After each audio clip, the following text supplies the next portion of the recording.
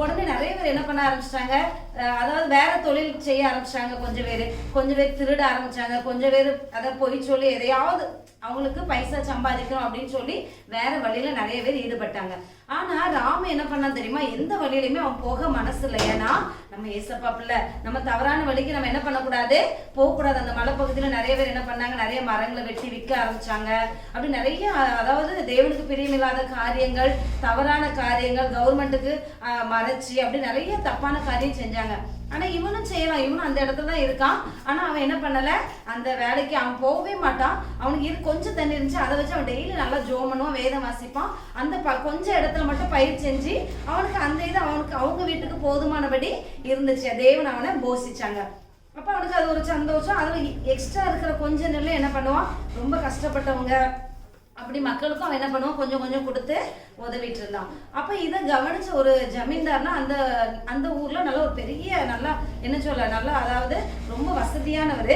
அவர் என்ன பண்ணாரு, இதை கவனிச்சுக்கிட்டே இருந்தார். இவன் என்ன பெரிய பந்தா விடுறான், ரொம்ப இது பண்றான், அதாவது எல்லாரும் நம்ம அது இதுன்னு பண்றோம், எதுக்குமே நம்ம கூட என்ன பண்ண மாட்டேங்க, ஒத்து போக மாட்டேங்க, ஆண்டவர்னு சொல்லிட்டு இருக்கான் அப்படின்னு சொல்லிட்டு அவன் மேல ஒரு கோவம் தான். ஆனா அவனை பார்க்கணும்னு சொல்லி அந்த ஜமீன்தார் என்ன பண்றாரு, ஒரு நாள் ராமு வீட்டுக்கு வராங்க. வந்து சொன்னாங்க, என்ன சொன்னாங்கன்னா, ராமு நீ ஒண்ணு பண்ணு.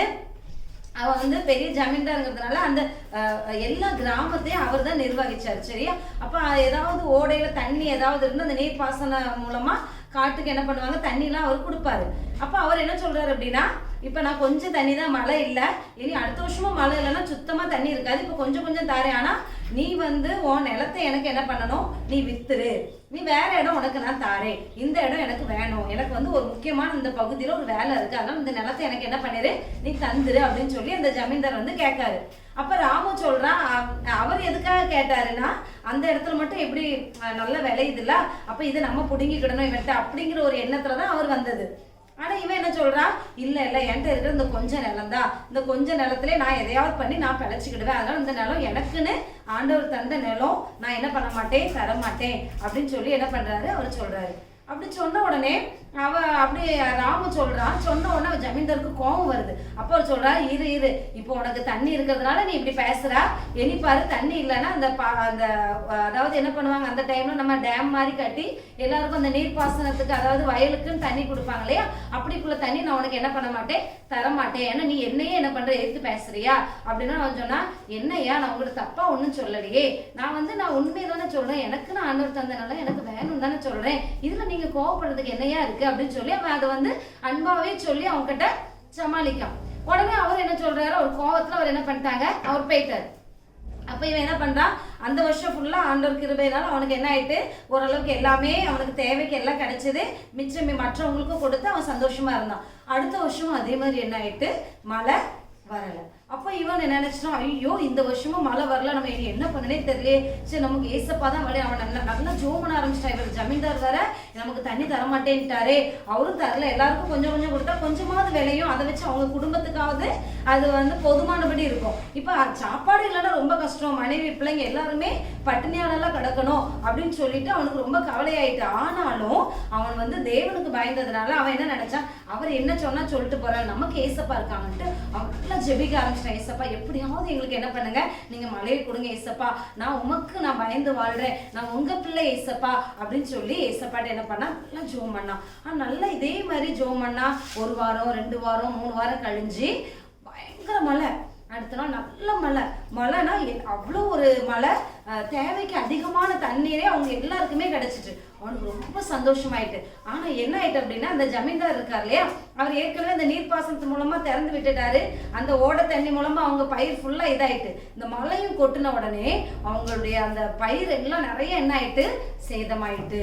அவருக்கு ரொம்ப ஒன்றும் ஓடலை, ஏன்னா மற்றவங்களுக்கு கொடுக்கல நிறைய பேருக்கு. அவர் தண்ணி எல்லாம் அவர் சொந்தமாவே அவருக்கு மட்டுமே என்ன பண்ணாரு, யூஸ் பண்ணாரு. அதனால அவங்க நிலத்துல ஏற்கனவே போதுமான தண்ணி இருந்ததுனால, மழையும் வந்ததுனால அது தாழ்வான பகுதி, அவங்க வீடு, அவங்க விவசாயம் பண்ற அந்த இடம் வந்து தாழ்வான பகுதி.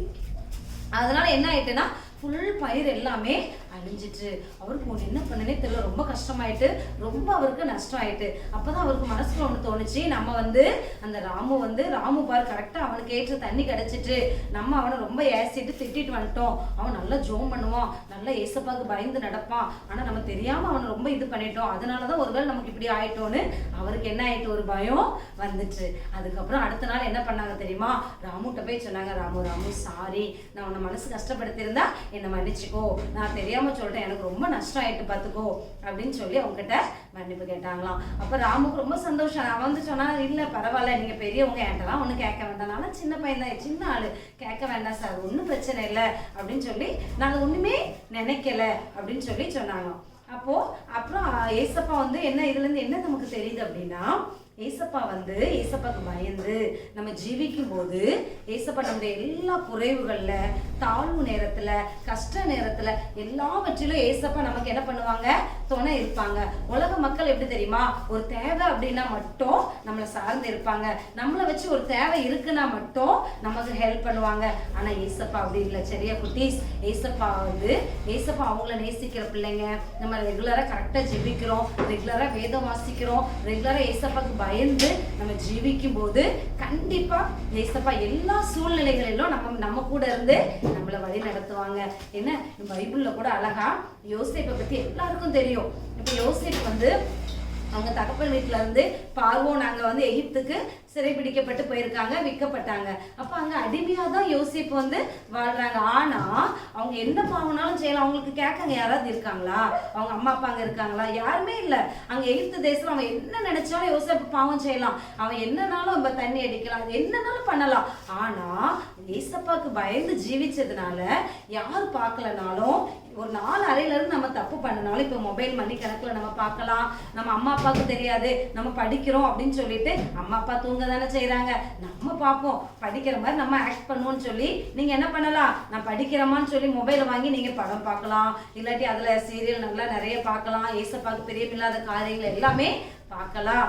ஆனா அம்மா அப்பாவுக்கு தெரியாது. நீங்க ஆனா யாருக்கு தெரியும்? ஏசப்பாக்கு எல்லாமே தெரியும். சரியா குட்டீஸ்? ஏசப்பா முன்னாடி நம்ம பண்ற ஒவ்வொரு காரியங்களும் அப்படி கேமரா மாதிரி இருக்கும். அது நம்ம என்னெல்லாம் பண்றோமோ எல்லாம் A to Z ஏசப்பாக்கு தெளிவா தெரியும். அதனால யோசேப்பு என்ன பண்ணாரு? ஏசப்பாக்கு பயந்து ஜீவிச்சாங்க, அது நிமித்தம் அடிமையா போனாங்க. ஆனா அந்த தேசத்துக்கே அதிகாரியா ஏசப்பா என்ன பண்ணாங்க? மாத்துனாங்க. ஏன்? என்ன காரணம்? ஏசப்பாக்கு பயந்து ஜீவிச்சாங்க, ஏசப்பா கட்டளைகளை கை கொண்டாங்க. சரியா குட்டீஸ்? அதே மாதிரிதான் நம்மளும் என்ன பண்ணணும்? ஏசப்பாக்கு பயந்து ஜீவிக்கணும். ஏசப்பாக்கு என்ன பிடிக்குமோ அதெல்லாம் நம்ம பண்ணணும். நல்லா ஜெபிக்கணும், நல்லா வேதம் வாசிக்கணும். இப்படி பண்ணும்போது கண்டிப்பா ஏசப்பா நம்ம கூட இருப்பாங்க, நமக்கு உதவி செய்வாங்க. என்ன குட்டீஸ்? ஜெபிப்போமா? எல்லாம் கண்ணை மூடுங்க பாப்போம்.